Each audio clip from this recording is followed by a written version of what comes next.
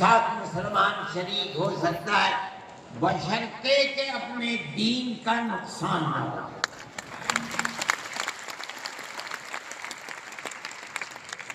اس کا مطلب نہیں سمجھے تھے لوگ، مطلب یہ ہے کہ ہماری تحریک ہے کہ مسلمان اور ہندو جب تک ساتھ نہیں ہوگا ملک آزاد نہیں ہوگا، تو اس کے اندر گھسو اور اتنی طاقت پیدا کرو اپنی گھس کر کہ کانگریس کو مجبور کر دو کہ وہ اپنا نقطۂ نظر بدل کر ملک کی آزادی کے لیے جدوجہد کرے۔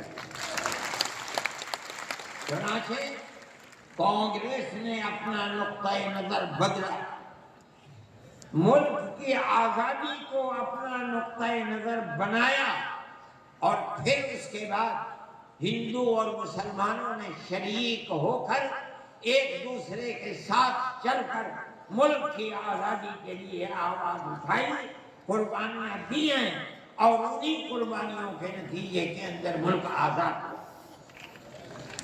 میرے بھائی اس بات کو سمجھیے، جیسے جیسے ملک کی آزادی قریب ہوتی جاتی تھی، جمعیت علماء ہند بار بار کانگریس سے کہتی تھی کہ ہم نے تمہارا ساتھ دیا ہے، آج ہم تمہارے ساتھ کھڑے ہیں، ہمیں یہ بتاؤ کہ ملک کی آزادی کے بعد ملک کا دستور کیا رہے گا، کیا سیکولر دستور ہوگا یا مذہبی حکومت ہوگی؟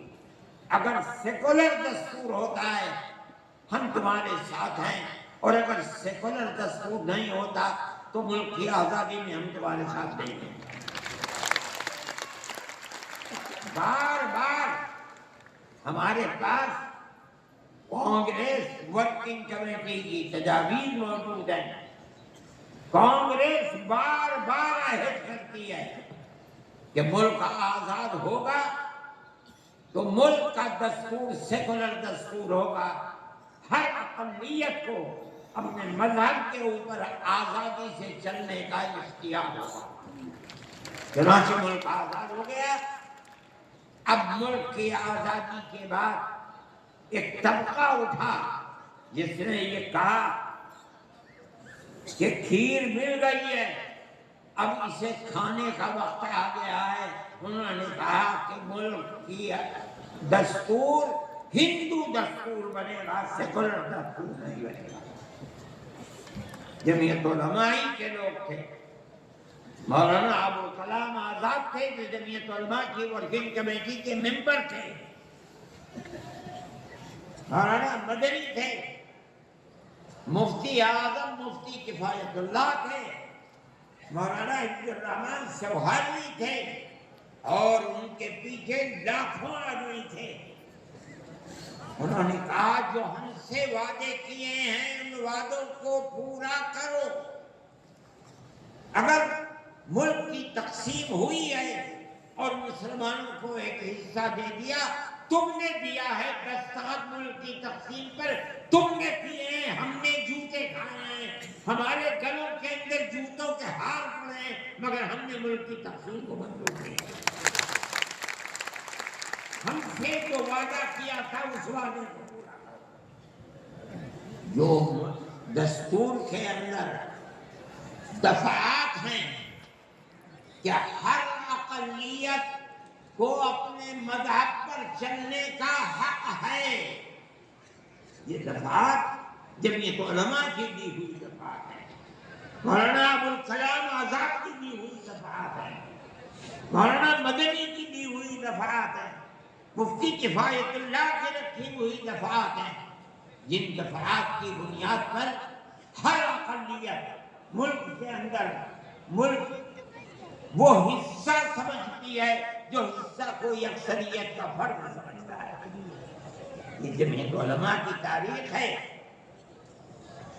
ہم اپنے مذہبی اعتبار سے دستور کو ہاتھ میں لے کر کہہ سکتے ہیں کہ ہمیں اپنے مذہب پر چلنا اور مذہب کو اختیار کرنے کا حق ہے، اس دستور کے میرے بھائی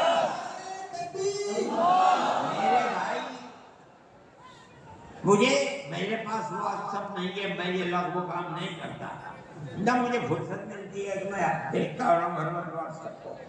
مجھے آج صبح ایک صاحب نے دکھلایا کہ کل مودی جی نے، وہ بڑے آدمی ہیں، میرے ملک کے وزیر اعظم ہیں، انہوں نے تقریر کی ہے اور اس کے اندر یہ فرمایا ہے کہ وقف ہندوستان کے دستور کے اندر وقف کوئی چیز نہیں۔ مجھے حیرت ہوئی کہ ایک ملک کا وزیر اعظم اور ہندوستان جیسا وزیر اعظم یہ بات کہہ رہا ہے۔ میں کہتا ہوں کہ وقف قرآن کا فیصلہ ہے، اللہ کے نبی حضرت محمد کا فیصلہ ہے، ہمارے دین کا جز ہے۔ وقف کا لفظ نہیں آیا، لیکن یہ بات آ گئی 25 اور 26 دفعات کے اندر کہ اس ملک میں ہر اقلیت کو اپنے مذہب کو پکڑنے، اپنے مذہب کو چلنے کا اختیار ہے۔ کیا مطلب یہ ہے؟ کل کو آپ کھڑے ہو کر کہہ دیں کہ نماز کا ذکر دستور کے اندر نہیں ہے، حج کا نام دستور کے اندر نہیں ہے، زکوٰۃ کا نام دستور کے اندر نہیں ہے، رمضان کے روزوں کا نام دستور کے اندر نہیں، اس لیے ہر چیز کو مٹا دیا جائے۔ یہ کیا چیز ہے؟ دستور مجموعی طور پر دستور نے کہہ دیا کہ مسلمان ایک اقلیت